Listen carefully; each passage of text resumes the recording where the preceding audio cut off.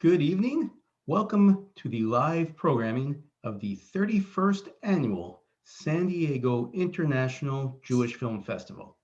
It's opening day here, and I know it's been a busy day at the virtual theaters all around town. Thank you all for being a part of this film community. Shared Legacies has been generously sponsored by underwriters Liz and Dan Coden.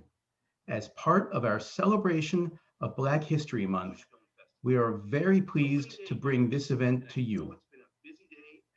Thank you, Liz and Dan, for your support. We've got a wonderful connection between Liz and this film. And at this point, I'd like to bring Liz out to introduce the guest for the evening. Liz? Thank you very much, Ryan. I appreciate it. And I'd like to welcome everybody to the opening night of the San Diego Jewish Film Festival. It is my pleasure to introduce tonight's distinguished guests. I am extremely and personally proud to introduce you to Dr. Shari Rogers, the producer and director of Shared Legacies. Shari has been one of my dearest friends, as well as my sister Amy's, as we have been like sisters since junior high school. I am extremely proud of Shari for her tremendous accomplishments, and watching Shari create this extraordinary film has been a very moving experience for myself and my family. I was lucky to attend the opening night of Shared Legacies in Atlanta last February, where Shari debuted her film in front of an audience of more than 2,000 and moderated a panel with Clarence Jones, Martin Luther King Jr. III, Lou Gossett Jr., and several others involved in the film. It is a special treat to have Shari here in my hometown of San Diego as the leading film of the festival. Shari is a very accomplished clinical psychologist, as well as the founder and director of the Spill the Honey Foundation, an organization committed to promoting human dignity as well as advancing the knowledge of the Holocaust and the Civil Rights Movement. Dr. Clarence Jones was the personal advisor, counsel, and draft speechwriter to Dr. Martin Luther King Jr. He assisted Dr. King in drafting his I Have a Dream speech. Dr. Jones was recognized as the first African-American partner in a Wall Street investment banking firm, and he has twice been recognized as Fortune magazine's Businessman of the Month. Dr. Jones's work in the Civil Rights Movement has impacted the course of American history. He coordinated the legal defense of Dr. King and the other leaders of the Southern Christian Leadership Conference against the libel suits filed against them and the New York Times by the police commissioner and other city officials of Birmingham, Alabama.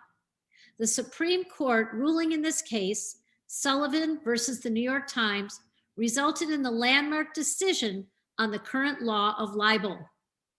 Dr. Jones is currently the first diversity visiting professor at the University of San Francisco and a scholar writer in residence at the Martin Luther King Jr. Research and Education Institute at Stanford University.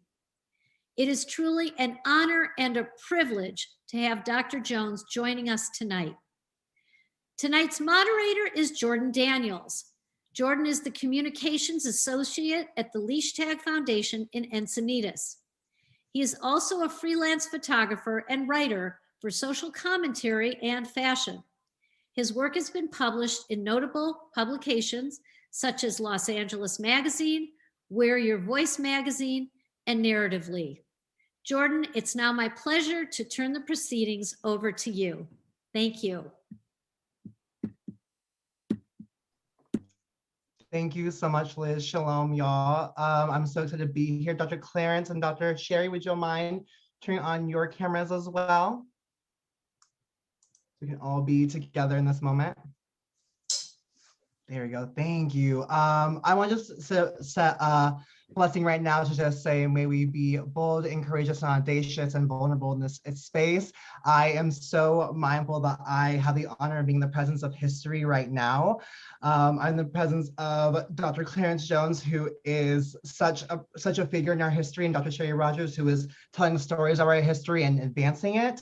As a Black and Jewish person, I'm holding a lot of emotions sitting between the relationships of these two communities and identities. So I want to say thank you to you both for allowing me the honor of being with you all this evening, and thank you to the JCC as well. I really want to get into the questions. So I want to begin by asking you, Dr. Shari, beyond what inspired this film, I'm really curious as to what made this like the story to tell. And I'm particularly curious because we're seeing another rise or resurgence of Black and Jewish connections, particularly with this past year of racial justice. So I'm really curious of why this story to tell.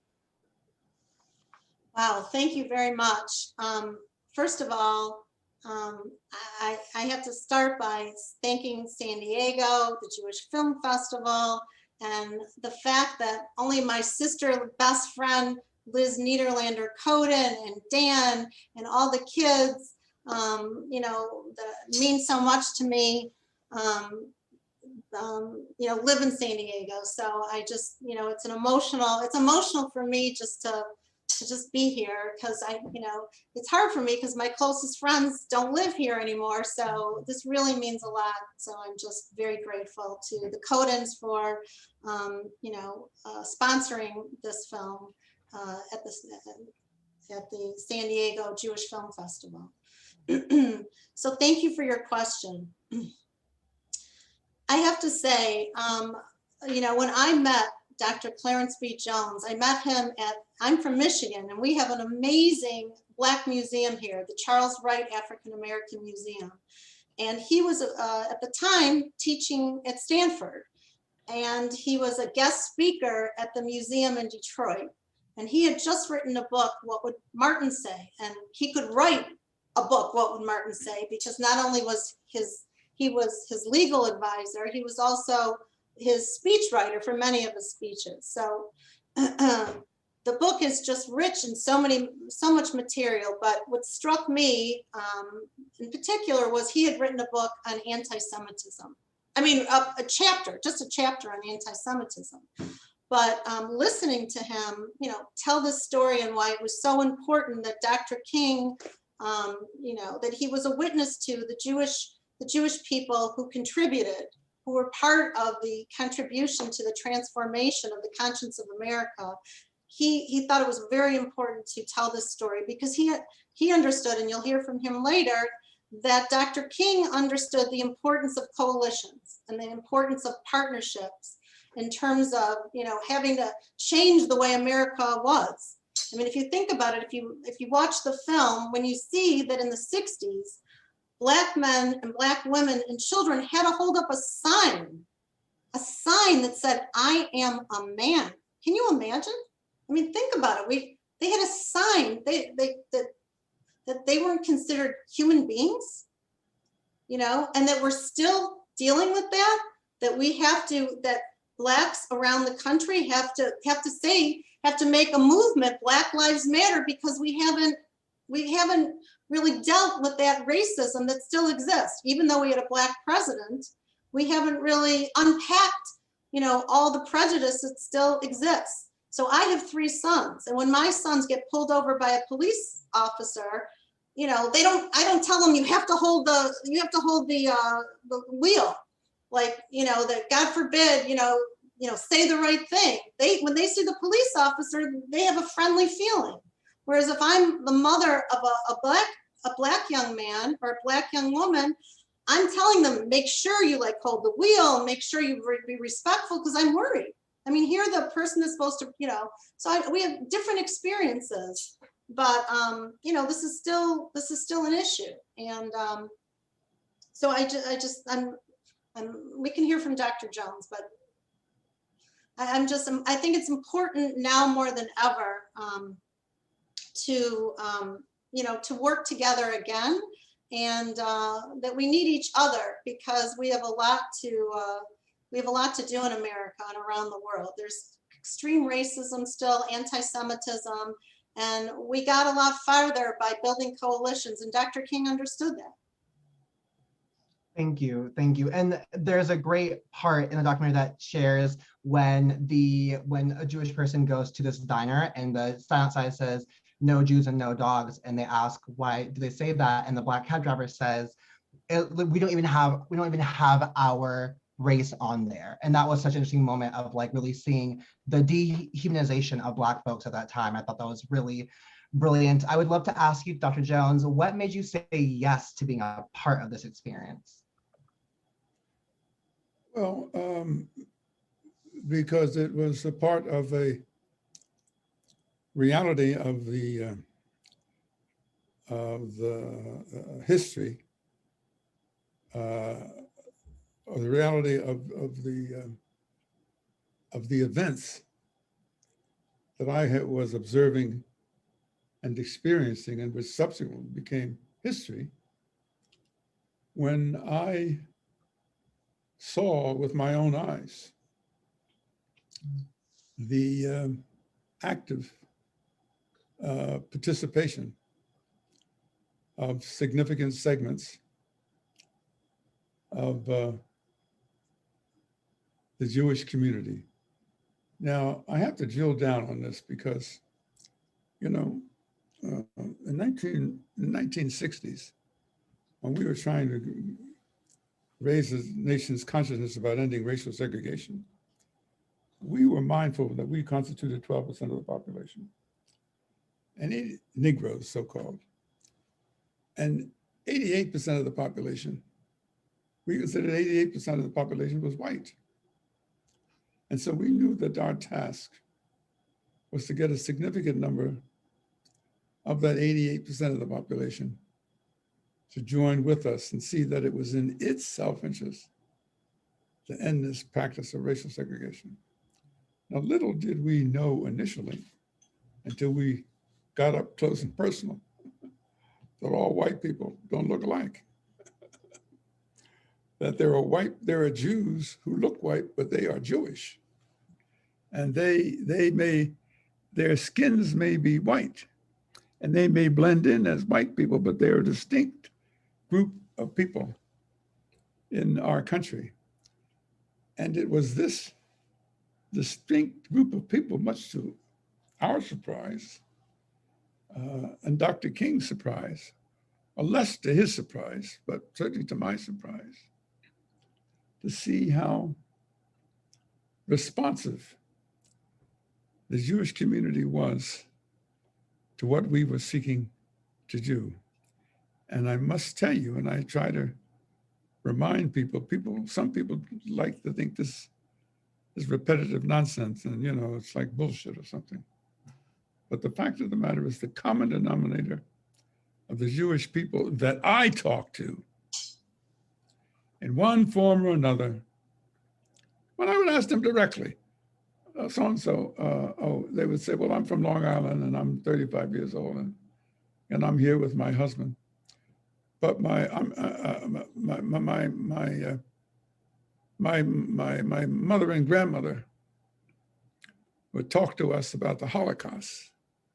And we felt that we had a responsibility as Jews. We had a responsibility as Jews to join with what you're seeking to do, because we were the subject of similar, distinctly different, but similar efforts to exclude us, to kill us, solely because we were not white. Or in this case, solely because we were not white and Gentile. So that was the common denominator. And through a combination of events, several leaders, like in the African-American community, the important leaders of the church and civic groups, religious groups, are so in the Jewish community. The important leaders in their community are often the rabbis, the people who were leaders in their synagogues. So they responded to, they, when I say they, the Jewish community, responded to what we were seeking to do. And so what Dr. Rogers has done is that a lot of people can, talk about it. You can say, well, we'll go and talk to Clarence Jones. But you have to record this. You have to record this history. You have to put it down so that people can see up close and personal what occurred and the genius of what Dr. Rogers and Lisa Weitzman have done, and others who supported them and worked with them, is that they've taken the camera and gone at the camera in real time, and then gone back in archives and gotten film footage which confirms exactly what I have just told you. Thank you. And that actually is like a perfect segue to what I was going to ask Dr. Rogers next, because one, the film itself has so many different interviews from like really amazing guest speakers that I wouldn't think of, like seeing Sherry Frank and Yavila McCoy, who I like adore so much. Like it was so amazing. And I know that like some of it was recorded by you and your team, Dr. Rogers, but also was a lot of old footage. And it was particularly interesting, I think, as like I'm 26 years old. So to see this footage of so long ago, and particularly things that we haven't normally seen, I would say, in like mainstream media, it hasn't been shown. I'm really curious of how did you curate this footage in interviews? How did you know that these clips and selections would help advance the story that you're telling? Thank you. Well, I think just going back a little bit, we learned from Steven Spielberg the importance of personal stories. So after he created Schindler's List, he made sure that he created the Shoah Foundation so he could get testimonies to this history. So it was so important, like for instance, Reverend C.T. Vivian, who President Obama said might have been one of the most important reverends that ever lived. He just passed away on the same day, 23 hours apart, of the blessed memory Congressman John Lewis. He said, no one ever asked me about this history. So I spent 2 days with Reverend, I couldn't believe I had the fortune of spending 2 days with Reverend C.T. Vivian, where we have hours and hours of documentation where he told us stories and stories. And actually, I had the privilege of, I think it was his 90th or 91st birthday, yes, when Dr. Jones and I flew out for his birthday. And, I think it's important that as many stories get recorded. And so when you see in the beginning of the movie, when Dr. Jones says, if the lions don't tell their stories, the hunters will get all the credit. We needed to get as many lions to tell their story. And when I travel the United States, and with these Zoom conversations all around the country, there's so many coalition stories, whether it's Chicago, whether it's Detroit, and Mrs. King, Coretta Scott King, came to in Michigan because she wanted to make sure that this story was told. And just all over the United States, we need to get as many documented stories as possible, because otherwise, who would know the history? Of course, we all seen the picture, that beautiful picture of Rabbi Joshua Heschel and Martin Luther King praying with their feet. But we needed to see the deep dive of how deep this was, and how, whether it was the lawyers, the students, the whole gamut of people that came together. And it wasn't everybody, but it was enough of a coalition that this story needed to be documented. Mm-hmm. Thank you. And there were a lot of stories in there that were, like I said before, untold. So I'm really curious for both of you. Like, one thing that I thought was so interesting was I was really drawn to the 183rd Engineer Combat Battalion that had 7 Black soldiers that helped liberate a camp for the Holocaust. Like, that was so interesting and so unique. And my roommate and I both watched it, and we were like, oh, why were we never told this story? So Dr. Jones is someone who lived it, and Dr. Rogers is someone who is witnessing it. I'm really curious what stories did you witness through this film that like really moved you that you didn't know and that you were like, wow, that really changed me in some capacity? Well, that story I knew about and read about, but particularly seeing a Holocaust survivor, I mean, the Jewish person who had been imprisoned in Auschwitz, I guess it was. Auschwitz. And he said he had never seen a Black person before. He'd never seen a Black person. And he suddenly saw these soldiers, Negro soldiers come as they were being liberated. And they greeted them. He greeted them he greeted the Negro soldiers with tears in his eyes, because they were their American liberators, who just happened to be Negro, happened to be Black. But and he had never ever seen a Black soldier in his life.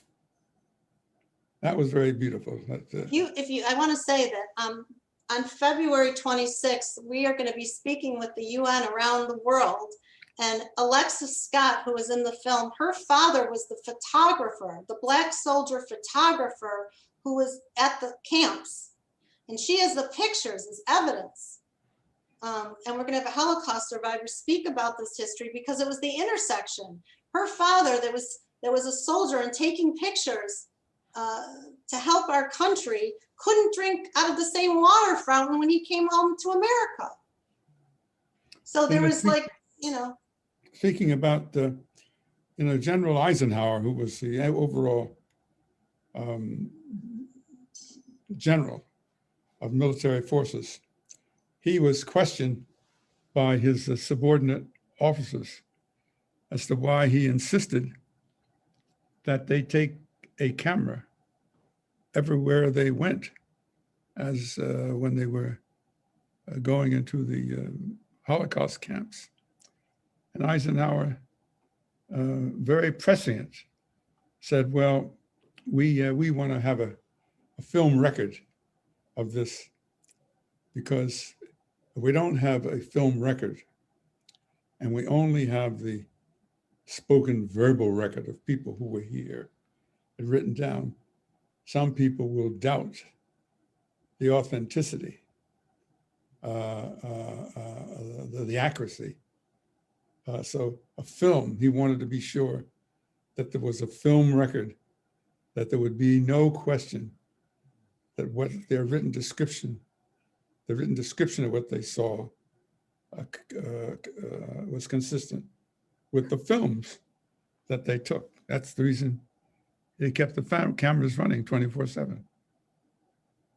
And I have to say, some of the surprising stories were Rabbi Sugarman, who was the rabbi that followed Rabbi Rothschild. In the movie, you see Rabbi Rothschild, who fought for the first integrated dinner when nobody in Atlanta they had never had an integrated dinner when Dr. Martin Luther King won the Nobel Peace Prize.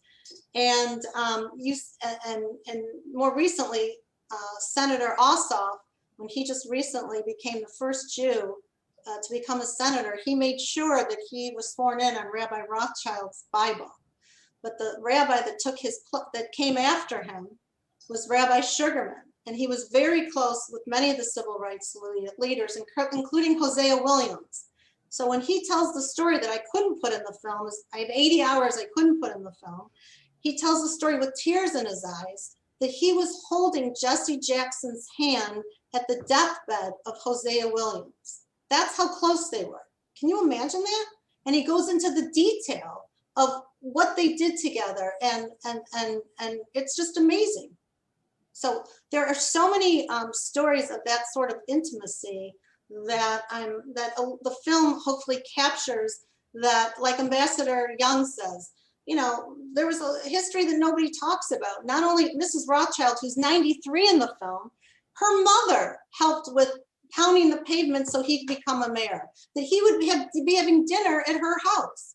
Now, this didn't go around the country everywhere, but there was enough of this history that needs to be told, because now more than ever, we need to use this history is a roadmap, if you will, of how to bring the country together, how to build bridges. Yeah, I think the film and its title says it all. Shared legacies. All right. The shared legacies says it all, because it's saying to the person who watches the film, you're going to see a film about the shared legacy between the African American community and the Jewish community as they worked side by side and fought together in one of the most, probably the most initially critical period in our country following the Civil War. You have the Civil War, Reconstruction, and then you had the Civil Rights Movement, and now you have the election of a Black president and the Black Lives Matter movement. But the Civil Rights Movement was a call to America. It was a morality-based movement. It was a movement that said to America, particularly after Birmingham in 1963, where you saw police dogs and fire hoses being attacking Negro boys and girls and adults, men and women, peacefully demonstrating to protest segregation. When the nation saw that, it raised the same question over a different issue, but the same fundamental question as was raised in the killing of George Floyd. America looked at police dogs and fire hoses and said, what kind of country are we? What kind of country enables this to take place? America looked at the 8 minutes and 46 seconds of George Floyd and police custody begging for his life and breathing. It says, what kind of country does this? And so that's why I say both movements have as the centrality, the core of their movement, raising the moral question. Yes, there are questions of political organization, and yes, there are questions of right and left, but fundamentally, the same question: what kind of country permits its citizens to be attacked by police dogs and fire hoses, and then 40 to 50 years later, what kind of country sits and watches police kneel on a Black man in police custody for 8 minutes and 46 seconds? And the Black Lives Matter movement might be called the Black Lives Matter, okay? But the fact of the matter is, demographically, Blacks still constitute 12% of the population, now joined together with Asian Americans and Latino Americans. But the point I want to make is the overwhelming majority of the people who supported the Black Lives Matter movement consisted about 60 to 70% of the country, okay? And it had people marching down the streets of Trafalgar Square in London and in Mexico and in Rome and in Frankfurt, Germany and in Japan and in Sweden and Norway, okay?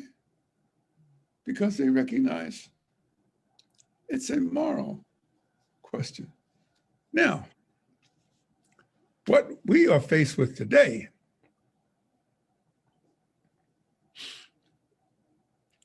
is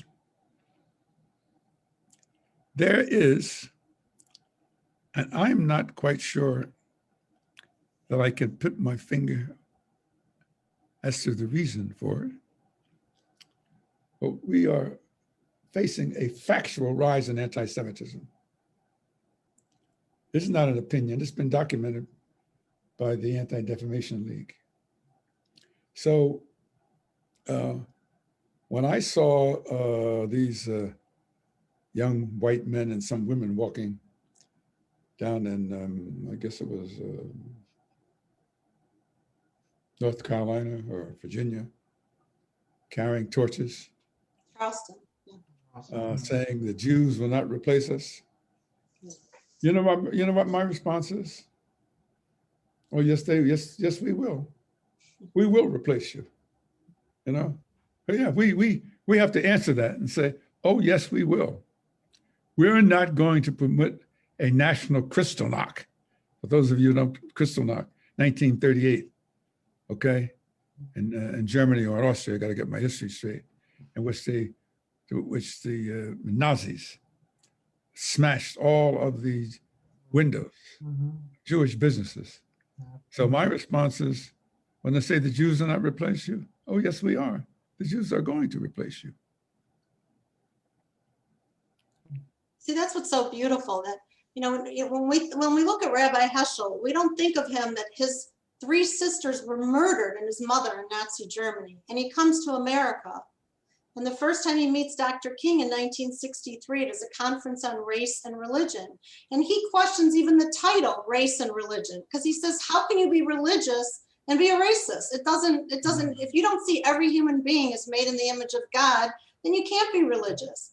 And he took the whole Hasidic Torah and said, in one thing, he said many brilliant things in the first time he met Dr. King, but he said it was easier for the Israelites to cross the Red Sea than it was for Negroes to cross a college campus. He was able to, you know, he understood at the heart that the Torah, if it doesn't have meaning for everyday life, for how you interact with man in your own life, then it doesn't have meaning. So he was able to inspire many rabbis to understand that, you know, that being religious is praying with your feet. So when he marched with Dr. King in Selma on the 3rd March, he said, when I marched with Dr. King, it reminded me of the Hasidic rabbis, as if when they were praying with their feet. And what's so amazing is how history has come full circle. So when Senator Warnock, who just won, is the reverend of Martin Luther King's Ebenezer Church. Can you imagine? So he didn't have to go on CNN and say, you know, Dr. Martin Luther King and Rabbi Heschel would be shining down on this win of the first Jew and the first Black to win from Georgia. So and at the end of, yeah, go ahead. The challenge facing us, and I'm glad that the San Diego Jewish Community Center or Jewish Community Film Festival. But the challenge for us, and I say for us, for me working with Shari, is that we have to see that this, you know, I'm retired now as a professor at the University of San Francisco, so I'm a professor emeritus, but then we have to see that this film gets as wide as distribution in every community as possible.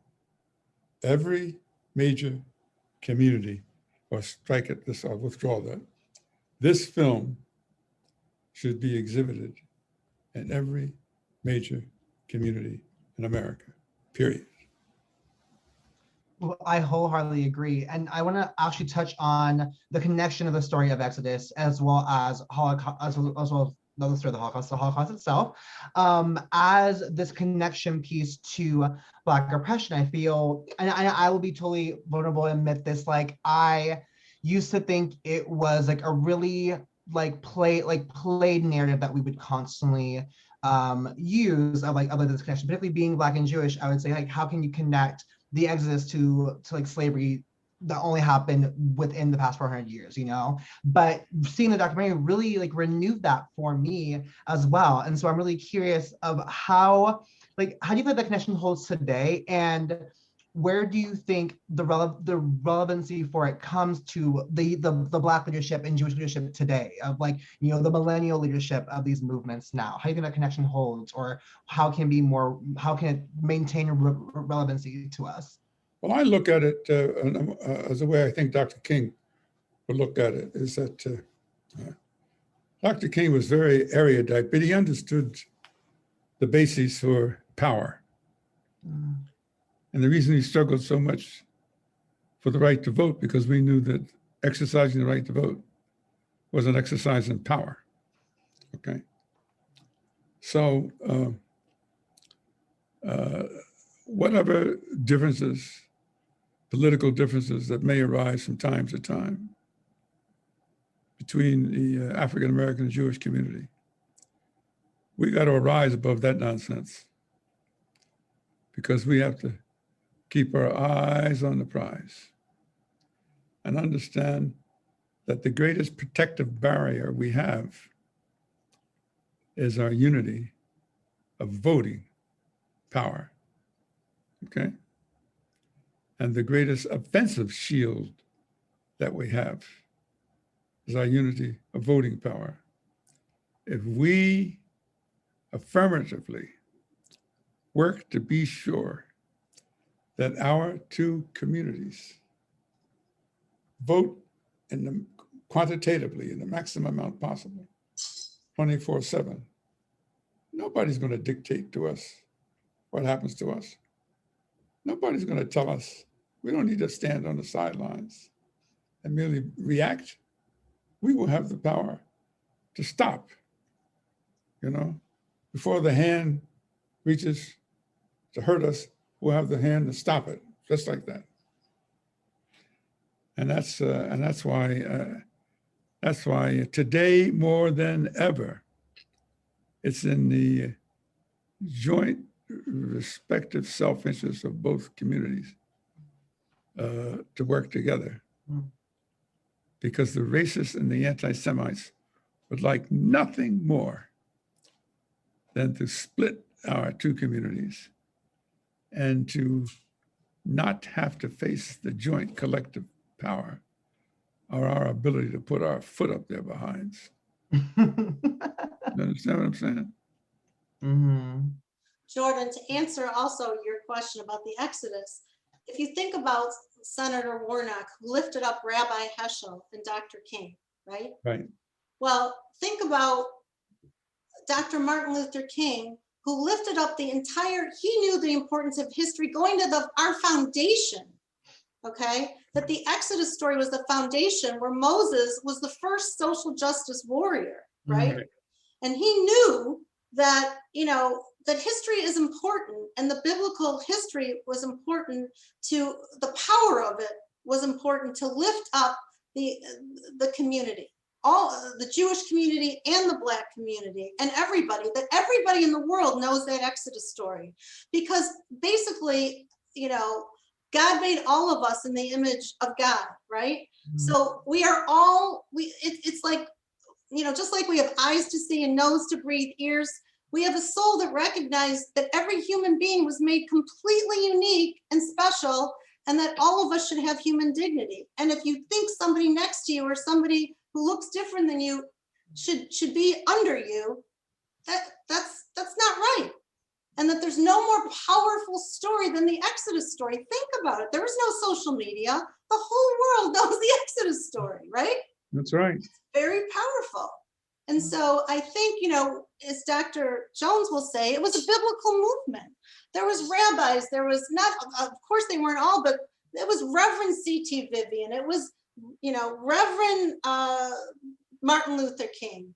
It was Reverend John Lewis. It was, right. These were reverends. They understood that, you know, that our souls needed to be elevated, and that no human being has the right to demean another human being. It's just not right. It's not moral. So, you know, I think, but that's what the film, the power we can. That's what Shared Legacy seeks to do. And it does do, not seeks to do. That's what it does. So those of you who are supporting it down in San Diego, I commend you for doing so, for encouraging as many people in San Diego to come and see the film if they have not already done so. As we move the film nationwide from venue to venue to tell this story. So that's what I mean. If the lions, surviving lions don't tell their stories, the hunters will get all the credit. So Jordan, you're sitting with the man who actually, when Dr. Martin Luther King was in the Birmingham jail, this man right here in a suit and tie went into the solitary confinement of Martin Luther King. And with the most, you know, and everybody has to read that letter. But but think about it. He's sitting in, I sometimes can't believe it. He's sitting in this jail and he's including in this letter that he would have broken the legal laws in Nazi Germany and stood with his brothers. We need to, you know, he had the empathy while the Black community, his kids couldn't go to an amusement park. His kids couldn't drink out of water. They couldn't sit on a bus. They were getting murdered right and left. They couldn't go into stores. But he has the compassion and to have the empathy to sit with his Jewish brothers and understand what it must have been like. Or when Jews couldn't express their Judaism in Soviet Jewry, he's out there preaching.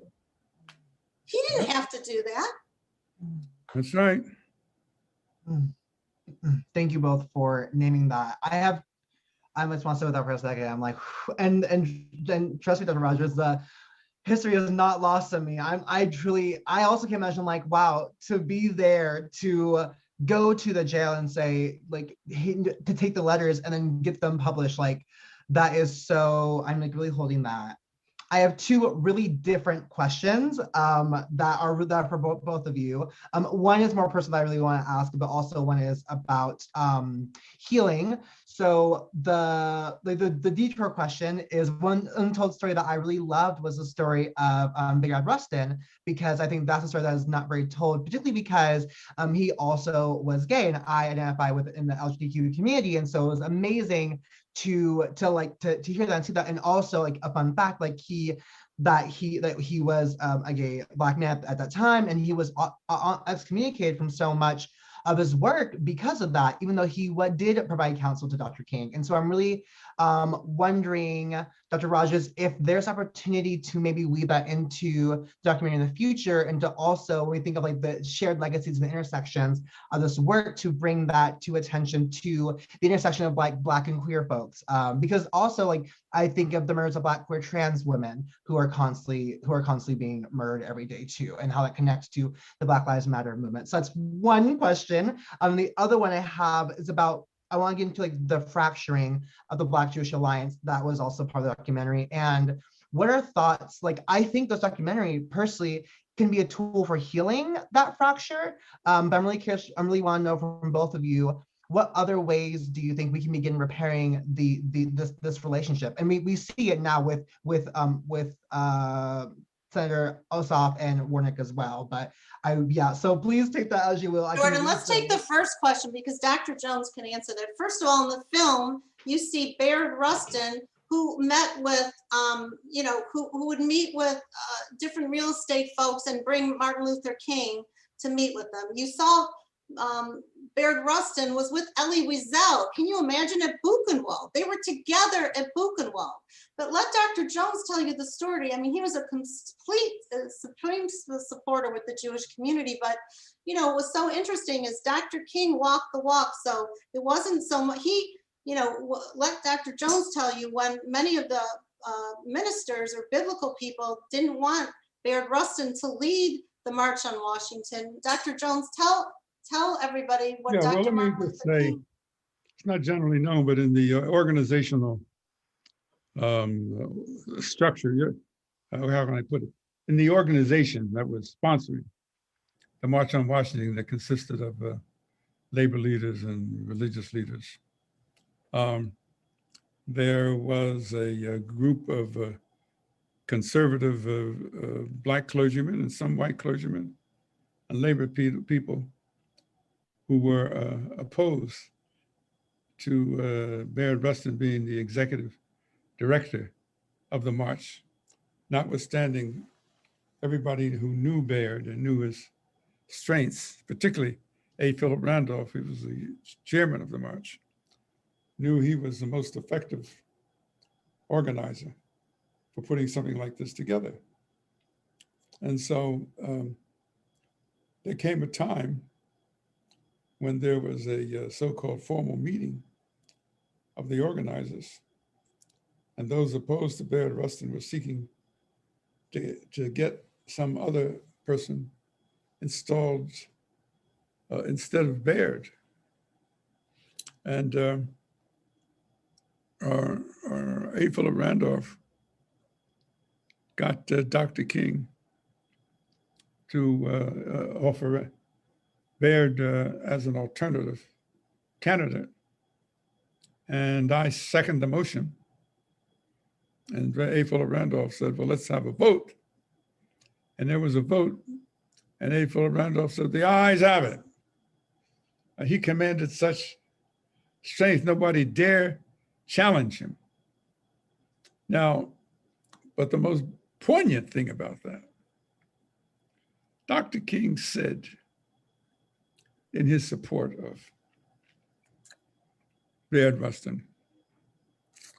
Now I'm challenging my memory of scripture, but he quoted a certain section of the Bible in which he says, in effect, let he who lives in a glass house don't throw stones. He who has not sinned, be careful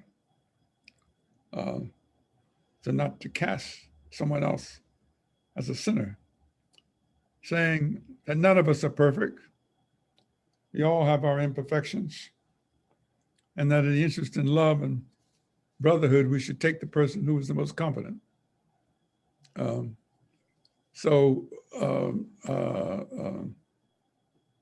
think, Jordan, it is a fact, regrettable fact, that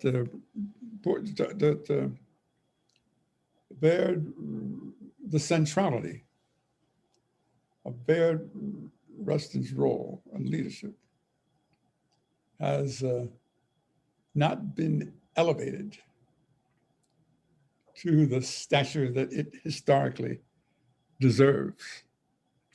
And so that those of us who have been blessed with longevity, every chance I have a chance to speak about the March on Washington, I talk to those groups about it, just like I'm talking to you. Bayard Rustin was central to the success of the March on Washington. The fact that he was gay was incidental. Hmm? Mm-hmm. And that's the beauty of the civil rights movement, Jordan, because it laid the foundations for future movements, for all civil rights movements, the women's movement, the gay movement. So it was, you know, America had to first deal with this before that it could deal with other injustices. So we owe, you know, America owes a tremendous debt to the civil rights movement. But, you know, obviously, based on your other questions, we have a long way to go. But we still need to revisit, and I'm hoping that this film can sort of spark people to, you know, go study the civil rights movement and go read about it and learn about it, because it's really an important part of American history that that I think sometimes doesn't have as much attention as it does deserve. Right. Well, as again, I don't want to be unduly repetitive. The question is not what happened then, but what are we going to do about it now? Mm-hmm. Mm-hmm. Okay. Not only the question of the participation of LGBTQ people, but of sustaining and building the generic black and white coalition and the coalition between the Black and Jewish community. It's imperative. It's imperative that we do this. And the way we do it is by acquiring a political power to do it. Mm. Talk all you want, you can carry all the posters and banners all you want, but at the end of the day, it's about political power. Okay. Mm. That's what I learned from my years of work with Dr. King, A. Philip Randolph, et cetera, Rabbi Abraham Joshua Heschel, and all the numerous people, not enough time for me to recite in this. If you don't organize and acquire the means in this case, access to voting, and then actual voting. If you don't do it, that means you're letting somebody else determine your destiny. Okay? Yes, Okay. yes. And I'm 90 years old, and I'm still arrogant and ornery.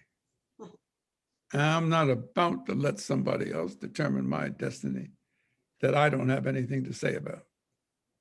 Mm. You know what I'm saying? Yes, yes.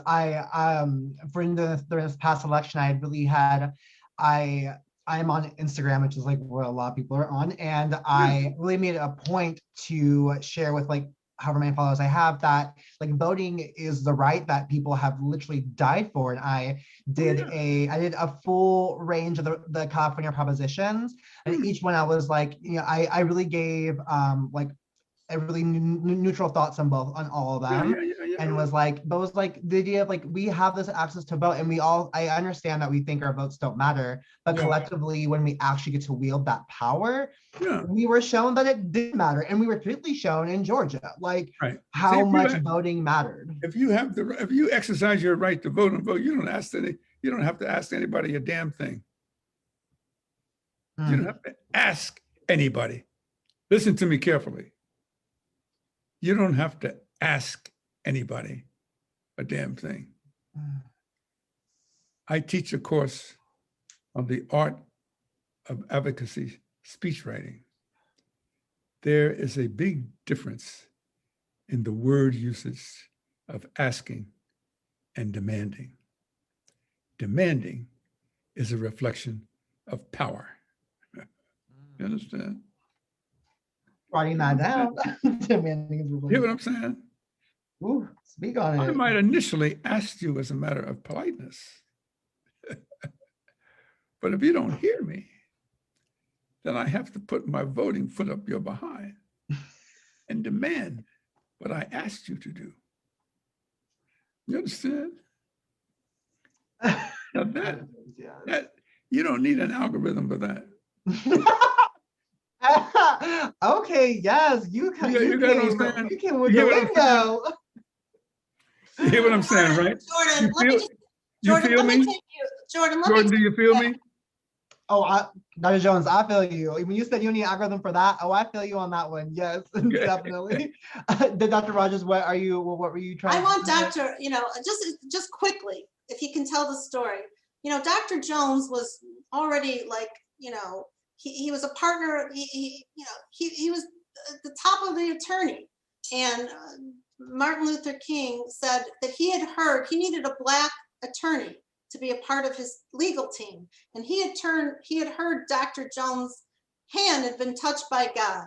But Dr. Jones, he was often becoming a top attorney, but I think it's an important story because Dr. Jones' parents were domestic servants. His mother was a maid, his father was a gardener, and they had eventually put him in a home because they wouldn't let, the white family wouldn't let them keep him in the home. But the point is, Martin Luther, if you could tell the story when you went to the church, it's just a beautiful story, I think, because. Oh, I don't want to take too much time. Is that the Dr. King came out to see me on the recommendation of Dr. King was, first of all, Dr. King was indicted state of Alabama for tax evasion and perjury, lying on his income tax return. He was represented by 4 brilliant, able lawyers. His chief defense counsel was a lawyer, a chief judge from New York by the name of Hubert Delaney. Judge Hubert Delaney had come to know me, felt had a great admiration for what he presumed my legal writing and research skills. So he called me one Thursday evening and said Dr. King had been indicted by the state of Alabama, tried to enlist my assistance to head the legal research team of him and 3 other lawyers. And I listened and I said, no, Judge, I can't do it. You know, I was living in Altadena, California. At that time, I moved to California to pursue a career in copyright and intellectual property, entertainment law. So Friday morning, I got another call from Judge Delaney very early in the morning. And he said, I didn't know at the time of my call last night, Clarence, but Dr. King is on his way to Los Angeles now. I told him that when he lands, the very first thing he should do is come out and see you. So I said, oh no. Anyway, as a matter of fact, move the story forward. Dr. King shows up at my door at 6 o'clock, around about 6 o'clock in the evening, in Altadena, California, comes in to see me, comes into my home. After some pleasantries, he leans over and says to me, Lawyer Jones, you know, we have lots of white lawyers, particularly young lawyers from the Northeast who come and work with us. But what we need, Dr. Jones, are Negro lawyers like yourself to come and help me and my people who are struggling for their cause in the South. So I said, well, Dr. King, I said, you have, first of all, in the form of your defense lawyers, you couldn't have any better legal team than Judge Hubert Delaney and these other lawyers are representing you. And I said, second of all, I said, no, I just can't, I can't do it. You know, I'm here. I'm shortening the story, you know. And so he had been on the cover of Time, Look, Life, and other magazine. He was the national hero. So the following day, I get a call from his secretary inviting me to come to hear Dr. King speak when he speaks at the major Black community in Los Angeles, Beverly Hills. Beverly Hills is like, at that time, middle class, the Black equivalent of Beverly Hills, maybe not with their wealth, but, you know. So I go to this Baptist church. And Dr. King gets up and he says, the text of my sermon today is the role and responsibility of the Negro professional to aid our less fortunate brothers and sisters in the South. Now, I had never heard him speak before. So I thought to myself, this is one smart dude. He comes into the major middle class Black bourgeoisie church in Los Angeles, and he speaks, he makes it compelling. I mean, it was like, I mean, I never heard anyone speak like that before. And then during a pause of this most spectacular spoken sermon, he says, and for example, there's a young man sitting in this church today, my friends in New York, for whom I have great respect. They tell me that this young man's brain has been touched by Jesus. They tell me this young man, a young lawyer. They tell me that when this young lawyer goes into the law library and does any legal research, he goes all the way back to the time of 1066, William the Conqueror and the Magna Carta. So the first thing I thought to myself, now what does this Negro preacher know about that? The second thing is they tell me that when he writes down what he finds, the words are so compelling, they just jump off the page. Well, the second thing I thought, well, this bears no rational description to me. But I began to think self-interestedly, when this church service is over, I'm going to find out who this young lawyer, Black lawyer, he's talking about in this church after this church service, because it could not be me. And then he says, but I had a chance to meet this young man the other night in his home in Altadena, California. And I said, oh, Lord. And I had put on a pair of sunglasses. I mean, and then he, you know, I told him some things about myself and my family, particularly about my mother and my parents being domestic servants. And then he did something, Langston Hughes, there was an actual poem called Life Ain't Been No Crystal Stair. But what Dr. King did, he took the words of Langston Hughes and he changed them. In the actual poem, it's about a Negro woman washing down a staircase in white folks' house. And she pauses, and every while, once in a while, she says, I'm doing this for you, son, don't you give up. Life ain't been no crystal stair. Only what Dr. King did, he made my mother the actor, the woman washing down the stairway. And so she's saying, I'm doing this for you, son. Don't you? Life ain't been no crystal stair, and adding like, making like don't you forget, son, everything that we've done for you and so forth. Well, I started to cry. Sermon's over. Okay, I still got tears in my eyes. I walk over to Dr. King. He's very popular, so he was signing autographs on the steps of the pulpit. As I walk over to him, he says, I never mentioned your name, Mr. Jones. I never mentioned your name. I finally got to him. I pulled him close to me, put my right hand in his right hand, and I said, Dr. King, when do you want me to go to Montgomery, Alabama? That's what I call the making of a disciple, me being the disciple. You know what I'm saying? Dr. King can get you to do anything. But I have to say what Dr. King did get him to do, and do you blame me, Jordan? I've dedicated my 10 years of my life. Dr. Jones says, he turned 90 the other day, and Jeffrey Sellers actually did an amazing birthday party for him, where Harry Belafonte's on there and Andrew Young, and he's got the Hamilton cast singing to him. But before that, he calls me up and he says, Shari, I just have to say, I've thought about it. I'm thinking about this movie, and you use me, but in the best possible way.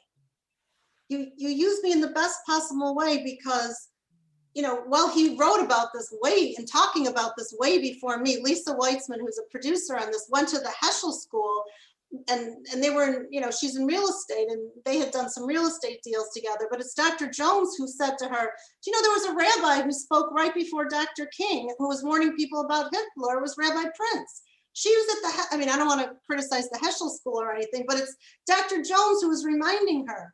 But the point is that, Dr. King told Clarence Jones he wanted to make sure, he says, I know you, Clarence, will remind our Negro brothers, he used the word Negro at the time to describe Black Americans, of the 24/7 commitment of our Jewish brothers to our struggle.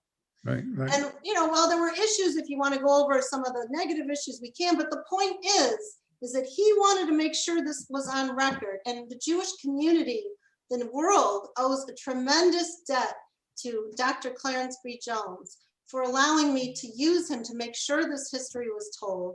And then we owe a debt to Congressman Lewis, who was at the temple to raise the funds with Reverend C.T. Vivian because of Sherry Frank, who had rebuilt this whole history in the early 80s in the temple. Can you imagine before Congressman Lewis passed away, he comes to the temple to make sure that this history is told. And when he sees this film, he says, everybody needs to see this. And at the end of the movie, and you see Congressman Lewis says, we are all living in fear right now. We're going backwards. We're all living in fear. But I have to think, if Martin Luther King were alive today and Rabbi Heschel were alive, they would be pulling together for those generations yet unborn. Yes. So what does he mean by that? What he means by that is he understood the power of the coalition, the power of the shared empathy. We don't have to have similar, we didn't have similar communities historically. We came from, Blacks were brought here as slaves. We immigrated here because we were just murdered. We had different histories, but we had the ability to empathize and to find enough common ground to help to change history. And that's what we have to do now. Thank you both so much for that. That was like, I am experiencing so much feelings in my body right now. And also, Dr. Rogers, that was a great way to also answer the second question that I had. So thank you so much. I'm thinking like in this moment, like both of you in this film is truly the conduit. I would say, dare I say, it's like making us disciples of this work. of continuing this work that has been put before us, continuous work that has been going for the past 50, 60, 70 years. So I'm just like, I'm really held to that. And that really means so much to me. I know we're getting close to time. I do want to ask one more question before I call Ryan back in. Just how do you envision the future of the Black Jewish alliances and coalitions? Well, I'll let Clarence have the last word, but you know, with the 80 hours we have, we're going to make short videos, and we basically, the country has awakened up. They realize this country, if it's going to move forward in a diverse, we have to start working together. So we have to start with having, you know, unpack this history, having courageous conversations, and really being honest, and at the same time seeing the positive. And my hope, my organization is called Spill the Honey, and I hope that you take you fill up your own cup of hot honey, look at that history, read it, own it. You take that cup now of honey and you spill it over, and you become the messenger. Create, you know, you create Black Jewish partnerships, have younger people go in your own community, learn from these older people, have intergenerational dialogues, take it, own it yourself, so that this can go from community to community, because we don't have time to waste, you know?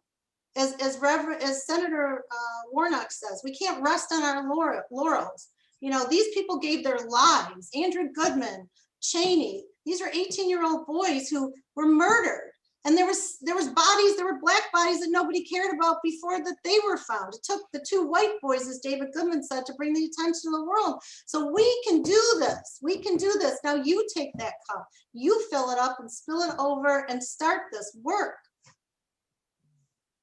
Well, you know, I live in Silicon Valley, Palo Alto. So I say, we don't have to reinvent the wheel. We don't have to look for a new innovative template. We already have one. You know, we don't have to search for a new algorithm. We already have one. Okay.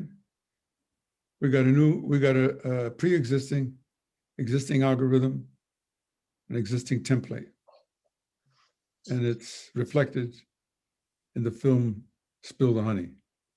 You don't have to try to look for it. You don't have to try to reinvent it. It's here. Okay. And so that's a compulsive, mandatory moral commandment that we must adhere to. We must commit ourselves as representatives of both communities. Okay? As I said, they said, the Jews will not replace us. Well, I say, yes, they will. That's my answer. I says, yes, we will. We will replace you.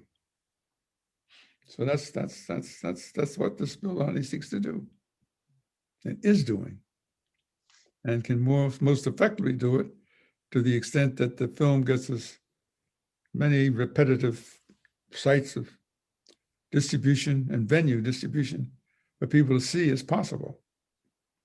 You know, I always like having the opportunity to preach to the converted, but I also like to preach to the unconverted. So, you know, let's try to do what we can to get the film as shown as many different places in our national venue as possible. Thank you both so much. There's a phrase in Hebrew, Yasher Koach, which is more power. And I just want to say Yasher Koach to both of you, and this beautiful documentary that I really encourage everyone to watch if you haven't watched it yet. I will probably watch it several more times and find some ways to share with other people. So thank you. And Ryan just joined us. Yeah, I was gonna call you back in. That was wonderful. And Dr. Jones, to hear you say, yes, we will, it just, the visceral effect, I have a similar feeling, even more powerful hearing it from you now, as what I did when I watched the film the first time, just being energized by that sense of brotherhood and community. So for us here at the San Diego International Jewish Film Festival to be able to celebrate and honor Black History Month during our festival with this film, with your presence here tonight, and Shari, with you as well. It's just been an honor and a privilege to do this work of sharing the film and getting it out there. Okay. So thank you very much. Thank you so much. And thanks, Liz and Dan. Liz, are you still around? You want to come back and say Thanks. goodnight as well? Thank you to everyone who's out there who's been watching. It was a fun first day for everyone. This was a wonderful way to wrap it up. Liz and Dan, Code, and again, thank you very much for sponsoring the film and sharing it and bringing Shari into our world as well. So thank you very much. Thanks, Dr. everyone. Jones, again, happy birthday. Thank you. And Jordan, wonderful job. And what most people don't know is Jordan joined us at last minute notice when we had to reschedule the way we were going to operate tonight because somebody wasn't able to make it. So Jordan, thank you very much. This was wonderful. Amazing, Jordan, amazing. Amazing. Thank you very much. Thank you both, and thank you all. I said, as a Black Jewish person, this meant so much to me, and I carry both of these different types of stories. My grandparents were Holocaust survivors, my mom's side, and my dad's parents were sharecroppers. So like really carrying both of these stories, and so just thank you so much. I have so much gratitude for this experience. Thank Wow. you so much. Wow. Wow. That was good, huh? We need your stories, Jordan. You know, you got to tell those stories. Thank you. Thank I you. challenge you, Jordan, continue this now with Liz. Call Liz and keep going. Call Liz and Dan.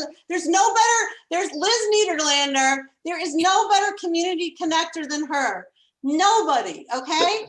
So Jordan, between the two of you, oh my God, okay? I hope Dan needs Liz to cook for her, but you guys could really get groups together to have these important conversations. Okay, guys. All right, bye.